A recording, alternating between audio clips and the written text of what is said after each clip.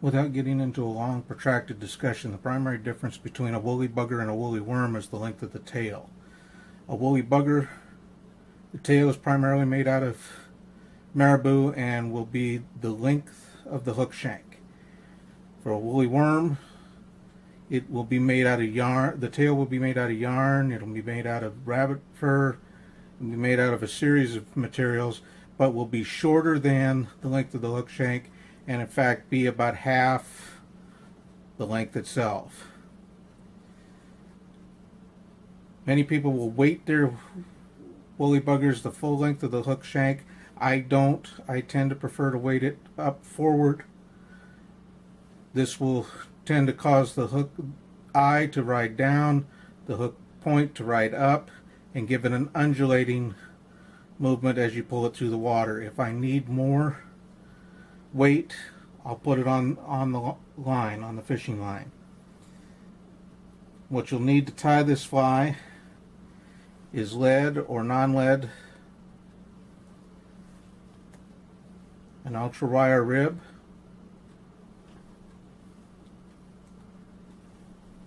a Zonker strip for the tail, some form of Soft-Hackle. Sometimes this is called a Soft-Hackle woolly worm,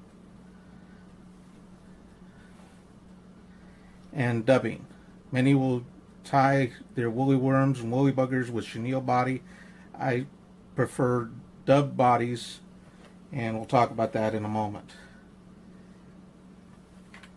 To get your woolly worm started, tie in your weight, dress the hook, then use Dave's Flex Cement or some other glue to coat the weighted wire wraps. This will help keep it in place and help keep from discoloring the hook or the fly as it gets wet. Take a chunk of the fur from the Zonker strip. Figure again about half, 2/3, give or take, of the hook shank.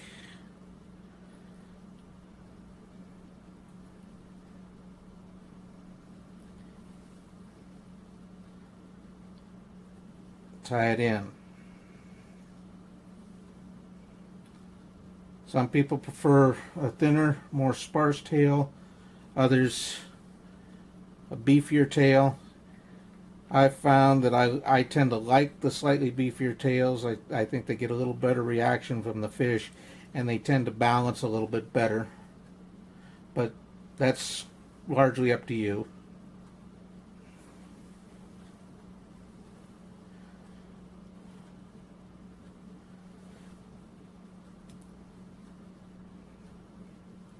And your wire rib.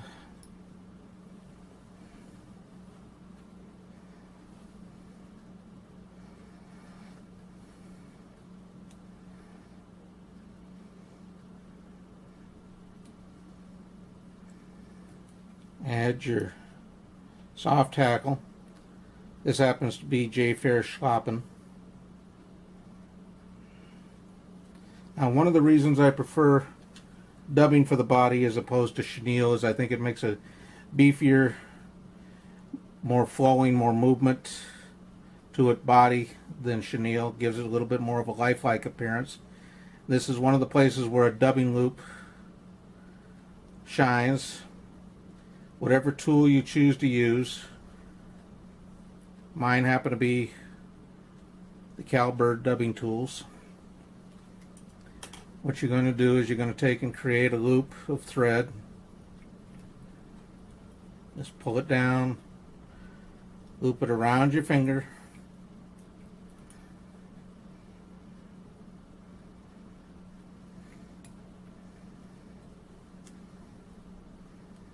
and attach it to the hook shank. Now, how long this loop needs to be is going to be up to you. Depends partly on the size of the fly that you're tying, the hook shank length, etc. But the reality is what you feel you can comfortably handle versus what you're going to need for the pattern that you're tying. There's nothing wrong with creating 2 loops if that's what you need to do. In other words, you create one that you can control, one that will get you maybe a third, halfway up the body. Tie it off, create a new loop, and start moving forward again. You don't have to do it all in one go. In fact, sometimes it's actually easier and better not to try and get it all in one go.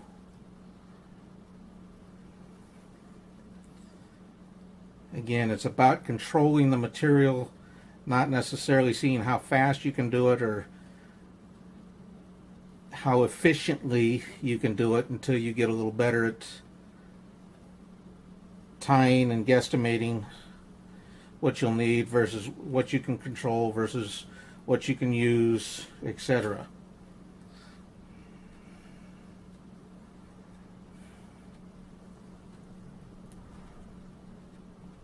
Before you start adding the dubbing, add a little Dave's Flex Cement.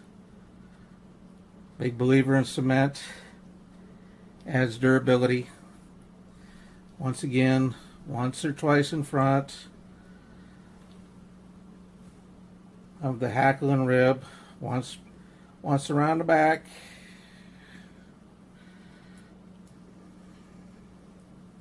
And back forward. Now I tend to like a little bit of a taper as you move forward. Where it's a little bigger in the front, a little more sparse in the back.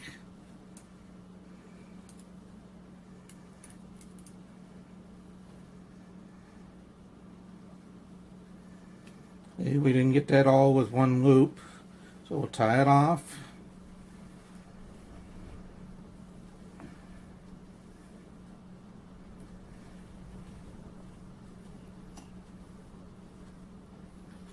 And we'll just create another loop.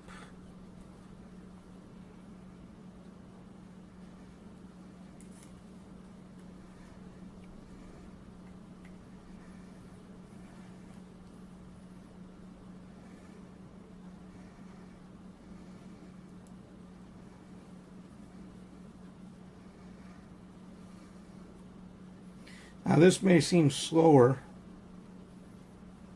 or kind of slow, but it's not. It's not really that much slower. In fact, some ways it's actually faster than just rolling the dubbing to the thread. But even if it is a little bit more time consuming, by a few seconds or a minute or two, it really doesn't make a difference to me, in that I think it gives you a more durable body, which will cause the fly to last longer. It also gives you a decidedly fuzzier body, allows you to pick out, kind of fluff up the body, make it a little beefier, and again, all these fibers sticking out and in amongst the barbules of the hackle gives it a little bit more of a lifelike appearance, in that it creates more movement, a little bit more bulk.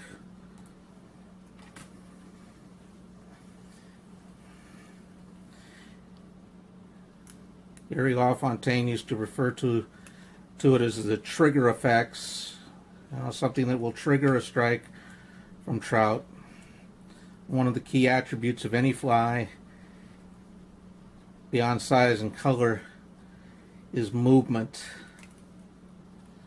Does it move right in the water? Does it have inherent or intrinsic movement to the design?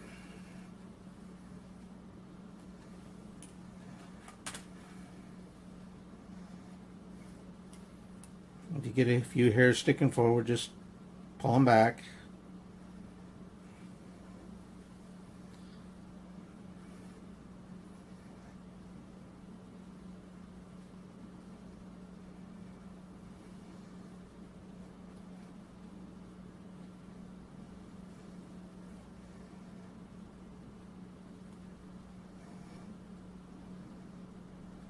You can wind your hackle forward.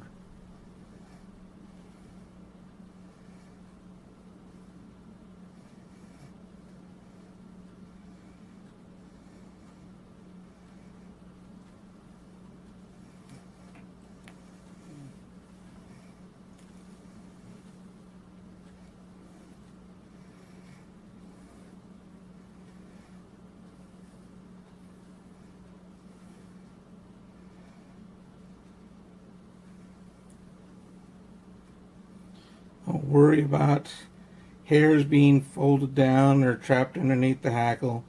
Don't worry as you wind your rib about tying down too many of those barbules. We're going to fix that here in a minute.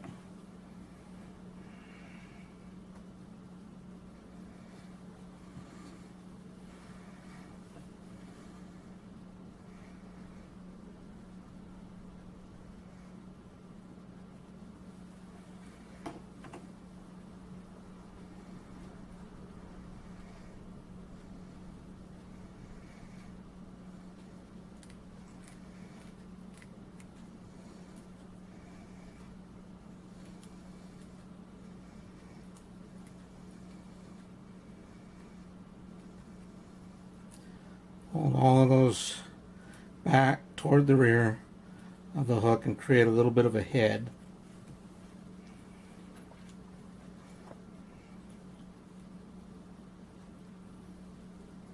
Take your whip finisher.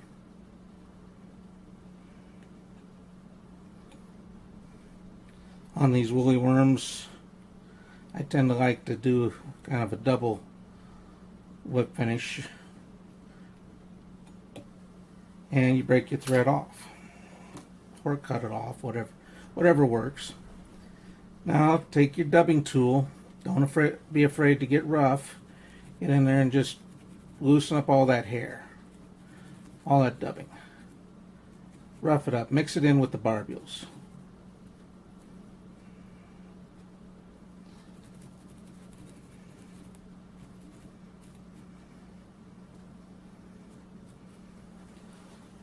It gives the impression of bulk,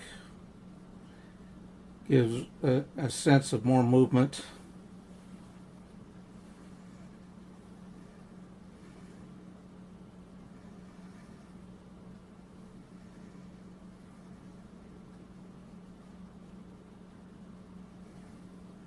Put your head cement on, and you're done.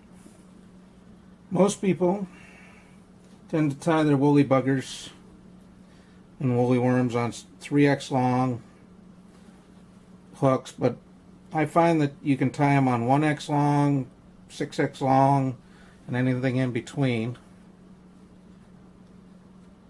to create a slightly different impression.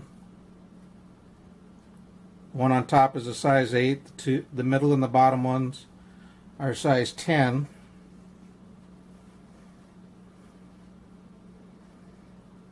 But they're all basically the same pattern, tied basically the same way.